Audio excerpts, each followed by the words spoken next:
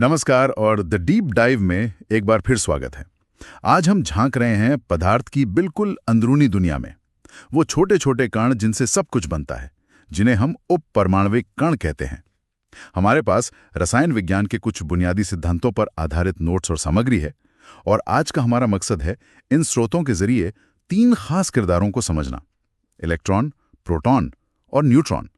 ये क्या हैं, कैसे खोजे गए, और रसायन विज्ञान में इनका क्या महत्व है। ये देखना भी बड़ा दिलचस्प है कि कैसे हमारी समझ बदली, उस पुरानी सोच से आगे बढ़ी जहां परमाणुओं को बस ठोस अविभाज्य गोले समझा जाता था। तो चलिए शुरू करते हैं इसकी गहराई में उतरना। बिल्कुल। डाल्टन का वो अविभाज्य परमाणु का विचार, वो एक बेहतरीन शुरुआत थी।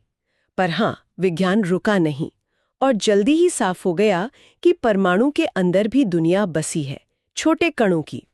आज जो सामग्री हमारे पास है वो बताती है कि केमिस्ट्री समझने के लिए 3 कण सबसे अहम है: इलेक्ट्रॉन, प्रोटॉन और न्यूट्रॉन। इनके पते की बात करें तो प्रोटॉन और न्यूट्रॉन, जिन्हें साथ में न्यूक्लियॉन भी कह देते हैं, वो परमाणु के एकदम बीच में घने केंद्र में रहते हैं, नाभिक में। और इलेक्ट्रॉन वो इस नाभिक के चारों तरफ बाहर के इलाके में पाए जाते हैं, बाह्य नाभिकीय हिस्सा जिसे कहते हैं। अच्छा, तो मतलब भारी सामान केंद्र में और हल्के वाले बाहर चक्कर काट रहे हैं। इन दस्तावेजों में इनके गुण भी दिए हैं शायद, जैसे इलेक्ट्रॉन E-, उस पर -1 का रिलेटिव चार्ज और वजन लगभग ना के बराबर 0 U। प्रोटॉन P, नाभिक में +1 चार्ज और वजन करीब 1 U। और फिर न्यूट्रॉन N, वो भी नाभिक में ही, पर कोई चार्ज नहीं, 0, और वजन उसका भी करीब 1 U। सही? एकदम सही कहा। ये जो सापेक्ष आवेश और अनुमानित द्रव्यमान है ना, यही हमें एक अंदाजा देते हैं कि परमाणु के अंदर ये करते क्या हैं।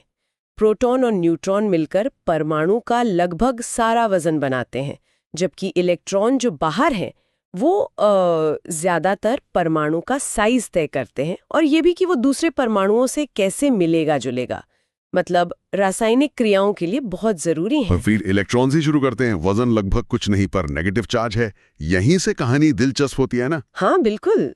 इलेक्ट्रॉन की खोज, उसकी प्रकृति, ये सब काफी रोचक है। इन नोट्स के हिसाब से देखें तो इसका क्रेडिट जाता है जे थॉमसन को।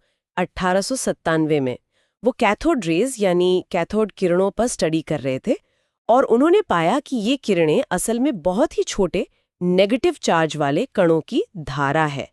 और सबसे हैरान करने वाली बात ये थी कि ये कण हर तरह के परमाणु में थे, चाहे कोई भी तत्व हो। मतलब चार्ज और वजन के अलावा। ये बताते हैं कि इलेक्ट्रॉन का वजन प्रोटॉन या न्यूट्रॉन के मुकाबले बहुत ही कम है। मतलब इतना कम कि हाइड्रोजन परमाणु से भी करीब 1837 गुना हल्का। इसीलिए तुलना में हम इसका द्रव्यमान लगभग 0 U लिख देते हैं। पर हाँ, असल में 0 नहीं होता। लगभग 9.11 x 10⁻31 किलोग्राम। और सापेक्ष आवेश -1, जिसका निरपेक्ष मान -1.6022 x 10⁻19 कूलाम। यही नेगेटिव चार्ज इसे केमिकल बॉन्डिंग में इतना अहम बनाता है। और आज के परमाणु मॉडल में इसकी क्या भूमिका है? क्या ये बस यूं ही घूमता रहता है नाभिक के चारों ओर? देखिए, आधुनिक क्वांटम मैकेनिकल मॉडल में इलेक्ट्रॉन की कहानी और भी ज्यादा पेचीदा और मजेदार है। ये सिर्फ एक कण नहीं है, इसमें डुअल नेचर यानी द्वैत प्रकृति होती है। कभी कण जैसा, कभी तरंग जैसा। परमाणु में इलेक्ट्रॉन ठीक कहाँ है ये बताना मुश्किल है, लेकिन हम उसकी ऊर्जा और वो किस क्षेत्र में मिल सकता है उसकी संभावना बता सकते हैं। जानकारी के अनुसार इसे समझने के लिए क्वांटम संख्याओं का इस्तेमाल होता है। क्वांटम संख्या, ये क्या चीज है? सुनने में थोड़ा भारी लग रहा है। हाँ, है तो थोड़ा गहरा विषय, पर आसान भाषा में कहें तो ये क्वांटम संख्याएं इलेक्ट्रॉन का एक किस्म का एड्रेस है परमाणु के अंदर। ये बताती हैं कि इलेक्ट्रॉन की एनर्जी कितनी है, वो नाभिक से औसतन कितनी दूर है, किस तरह के ऑर्बिटल यानी क्षेत्र में उसके पाए जाने की संभावना सबसे ज्यादा है। इन नोट्स में 4 मुख्य क्वांटम संख्याओं का जिक्र है: principal N, azimuthal L, magnetic Ml और स्पिन Ms। ये सब मिलकर इलेक्ट्रॉन की पूरी स्टेट, उसकी अवस्था बताते हैं, और यही तय करता है कि एक परमाणु दूसरे से कैसे जुड़ेगा, कैसे रिएक्ट करेगा। पूरी केमिस्ट्री इसी पर आधारित है। अच्छा, समझ गया। तो ये एड्रेस जानना जरूरी है ताकि हम समझें कि ये केमिकल रिएक्शन में कैसे भाग लेते हैं। बहुत बढ़िया। अब आते हैं प्रोटॉन पर। ये है वो कण जो तत्व की पहचान है, सही कहा ना? पॉजिटिव चार्ज और इलेक्ट्रॉन से काफी भारी। बिल्कुल सही। प्रोटॉन ही बताता है कि एटम किस एलिमेंट का है। इसकी कहानी जुड़ी है अर्नेस्ट रदरफोर्ड के 1911 के प्रयोग से, जिससे भारी पॉजिटिव नाभिक का पता चला। लेकिन प्रोटॉन को एक अलग फंडामेंटल कण के तौर पर पहचानने का श्रेय रदरफोर्ड के ही 1919 के एक दूसरे प्रयोग को जाता है। इन दस्तावेजों में इसका जिक्र है। उन्होंने क्या किया, तेज चलने वाले अल्फा कणों से नाइट्रोजन गैस पे बमबारी की और देखा कि इस टक्कर से ऑक्सीजन बनी और साथ में हाइड्रोजन के नाभिक भी निकले। एक मिनट, नाइट्रोजन पर अल्फा कण फेंके और हाइड्रोजन निकली, ये कैसे हुआ? ये तो अजीब है। हाँ, यही वो पॉइंट था जिसने रदरफोर्ड को चौंकाया और सोचने पर मजबूर किया, क्योंकि जब उन्होंने दूसरे तत्वों के साथ भी ऐसे प्रयोग दोहराए तब भी हाइड्रोजन नाभिक निकलते दिखे। तो रदरफोर्ड इस नतीजे पर पहुंचे कि हाइड्रोजन का नाभिक, जिसमें सिर्फ एक प्रोटॉन होता है, वो जरूर सभी तत्वों के नाभिक के अंदर मौजूद एक बुनियादी कण है। इसीलिए उन्होंने इसे प्रोटॉन नाम दिया। ग्रीक में मतलब होता है पहला। ये खोज बहुत बड़ी थी। तो इसका मतलब हुआ कि अगर आप किसी एटम से प्रोटॉन निकाल दें या जोड़ दें तो वो एलिमेंट ही बदल जाएगा। केमिस्ट्री में तो इसकी भूमिका जबरदस्त हुई फिर। बिल्कुल। मौलिक किसी तत्व के नाभिक में कितने प्रोटॉन हैं, वही उसकी परमाणु संख्या, एटॉमिक नंबर है, जिसे Z से दिखाते हैं। यही Z उस तत्व की केमिकल पहचान है। नाभिक का सारा पॉजिटिव चार्ज प्लस ZE सिर्फ प्रोटॉनों की वजह से है।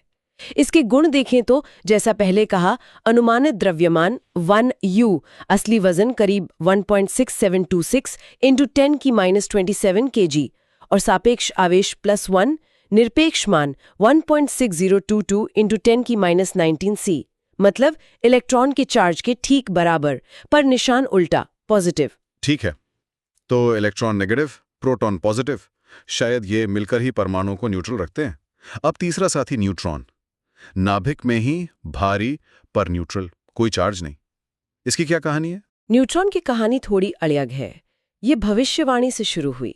रदरफोर्ड ने प्रोटॉन खोजने के फौरन बाद करीब 1920 में ही अंदाजा लगा लिया था कि नाभिक में प्रोटॉन के अलावा कोई और भारी कण भी होना चाहिए और उस कण पर कोई चार्ज नहीं होना चाहिए।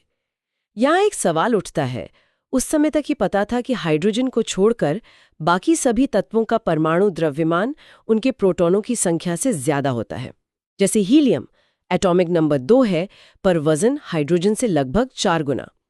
अब अगर नाभिक में सिर्फ प्रोटॉन होते तो ये एक्स्ट्रा वजन कहाँ से आया? और अगर ज्यादा प्रोटॉन मान लेते तो पॉजिटिव चार्ज बहुत बढ़ जाता, जो असलियत से मेल नहीं खाता था। हाँ, ये तो पहली थी, वजन ज्यादा पर चार्ज उतना ही जितने प्रोटॉन हैं। तो रदरफोर्ड को लगा कि कुछ न्यूट्रल वजन भी है अंदर। एकदम। इस पहेली को सुलझाने के लिए एक उदासीन न्यूट्रल कण की जरूरत थी, और इस भविष्यवाणी के लगभग 12 साल बाद 1932 में जेम्स चैडविक ने इसे खोज निकाला। इन दस्तावेजों के अनुसार चैडविक बेरिलियम तत्व पर अल्फा कणों की बमबारी से निकलने वाले एक अजीब, बहुत भेदने वाले रेडिएशन का अध्ययन कर रहे थे। ये रेडिएशन खुद तो न्यूट्रल था, पर जब ये पैराफिन वैक्स जैसे हाइड्रोजन वाले पदार्थों से टकराता तो उनमें से प्रोटॉनों को बाहर निकाल देता था। अच्छा, तो चैडविक ने इन बाहर निकले प्रोटॉनों से उस छुपे हुए रेडिएशन के कणों का पता कैसे लगाया? बहुत चालाकी से चैडविक ने इन बाहर निकले प्रोटॉनों की स्पीड, उनका वेग मापा। इन मापों और एनर्जी कंजर्वेशन के नियमों का इस्तेमाल करके उन्होंने हिसाब लगाया कि बेरिलियम से निकलने वाले उस अनजान न्यूट्रल रेडिएशन के कणों का वजन लगभग प्रोटॉन के वजन के बराबर ही होना चाहिए। क्योंकि ये कण इलेक्ट्रिकली न्यूट्रल थे, चैडविक ने इन्हें न्यूट्रॉन नाम दिया। इसके गुण, अनुमानित द्रव्यमान 1U, असल में 1.67493 × 10⁻27 kg, प्रोटॉन से जरा सा ज्यादा, और सापेक्ष आवेश 0। कमाल है रदरफोर्ड की भविष्यवाणी और चैडविक की खोज। तो अब हमारे पास तीनों मुख्य खिलाड़ी आ गए। तो अब इन सबका मतलब क्या है? ये तीनों मिलकर एक परमाणु को कैसे बनाते हैं, कैसे परिभाषित करते हैं? हाँ, तो इन तीनों को साथ रखकर ही परमाणु की पूरी तस्वीर बनती है। जैसा इन स्रोतों में बताया गया है, परमाणु का लगभग सारा द्रव्यमान उसके छोटे से नाभिक में केंद्रित है। ये नाभिक बना है प्रोटॉन और न्यूट्रॉन से, जिन्हें साथ में न्यूक्लियॉन कहते हैं। नाभिक में प्रोटॉनों और न्यूट्रॉनों की कुल संख्या को द्रव्यमान संख्या या मास नंबर कहते हैं, जिसे A अक्षर से दिखाते हैं। तो A बराबर प्रोटॉनों की संख्या Z प्लस न्यूट्रॉनों की संख्या N। और आपने पहले कहा था कि परमाणु आमतौर पर न्यूट्रल होते हैं। इसका इन कणों की संख्या से क्या कनेक्शन है? सीधा कनेक्शन है। एक सामान्य उदासीन परमाणु में नाभिक के अंदर जितने पॉजिटिव चार्ज वाले प्रोटॉन होते हैं, यानी Z प्रोटॉन, ठीक उतने ही नेगेटिव चार्ज वाले इलेक्ट्रॉन नाभिक के बाहर चक्कर लगा रहे होते हैं। तो कुल पॉजिटिव नाभिक के चार्ज प्लस Ze बाहर के कुल negative electronic charge minus Ze को कैंसिल कर देता है और परमाणु पर कोई नेट चार्ज नहीं बचता, वो न्यूट्रल रहता है। और क्या इन जानकारियों को लिखने का कोई छोटा आसान तरीका भी है? शायद इन नोट्स में हो। हाँ बिल्कुल। किसी खास किस्म के परमाणु को, जिसे तकनीकी भाषा में न्यूक्लाइड कहते हैं, उसे दिखाने का एक स्टैंडर्ड तरीका है ZAX। यहाँ X उस तत्व का सिंबल है, जैसे कार्बन के लिए C। नीचे बाईं तरफ लिखा Z एटॉमिक नंबर है, यानी प्रोटॉन की संख्या, और ऊपर बाईं ओर लिखा A मास नंबर है, यानी प्रोटॉन और न्यूट्रॉन का जोड़। इस तरीके से हम न्यूट्रॉन की संख्या N भी आराम से निकाल सकते हैं। N = AZ। जैसे कार्बन का एक आम रूप है 12,6C। इसमें Z = 6 मतलब 6 प्रोटॉन, A = 12 मतलब मास नंबर 12। तो न्यूट्रॉन कितने हुए? 12, 6 बराबर 6। और ये तो बहुत काम का तरीका है, सारी जानकारी एक साथ। तो अगर हम आज की बात समेटें तो हमने देखा कि परमाणु जो कभी अविभाज्य लगते थे, असल में इलेक्ट्रॉन, प्रोटॉन और न्यूट्रॉन से बने जटिल सिस्टम है। इलेक्ट्रॉन हल्के, नेगेटिव चार्ज वाले, नाभिक के बाहर, केमिकल व्यवहार की चाबी। प्रोटॉन भारी, पॉजिटिव चार्ज वाले, नाभिक में, तत्व की पहचान Z। और न्यूट्रॉन भी भारी पर न्यूट्रल, नाभिक में रहकर वजन A में योगदान देते हैं। और हमने उनकी खोज की कहानियां भी सुनी, थॉमसन और इलेक्ट्रॉन, रदरफोर्ड और प्रोटॉन, चैडविक और न्यूट्रॉन। बिल्कुल। और इन कणों की खोज और समझ ने सिर्फ डाल्टन के मॉडल को सुधारा नहीं, इसने केमिस्ट्री और फिजिक्स में क्रांति ला दी। इसी समझ से हम समझ पाए कि तत्व अलग अलग क्यों होते हैं, वो मॉलिक्यूल कैसे बनाते हैं, रिएक्शन क्यों होते हैं, यहाँ तक कि तारों में ऊर्जा कैसे बनती है। इन बुनियादी कणों को जानना सच में हमारे आसपास की दुनिया कैसे काम करती है, इसे समझने का एक अहम हिस्सा है। ये उस लक्ष्य को पूरा करने में मदद करता है जो शायद सुनने वाले ने इन स्रोतों को समझने के लिए रखा हो, कि बेहतर जानकारी मिले। ये सोचना ही कितना अद्भुत है कि इन नन्हे से कणों की खोज ने ज्ञान के कितने बड़े दरवाजे खोल दिए। दुनिया को देखने का नजरिया ही बदल गया। हाँ, और ये हमें आगे सोचने को भी मजबूर करता है। आज हमने उन 3 कणों पर फोकस किया जो केमिस्ट्री के लिए सबसे जरूरी है, पर क्या कहानी यहीं खत्म होती है? ये तो बस 3 बुनियादी कण हैं, लेकिन क्या परमाणु के नाभिक के अंदर या शायद इन कणों के अंदर भी कुछ और है?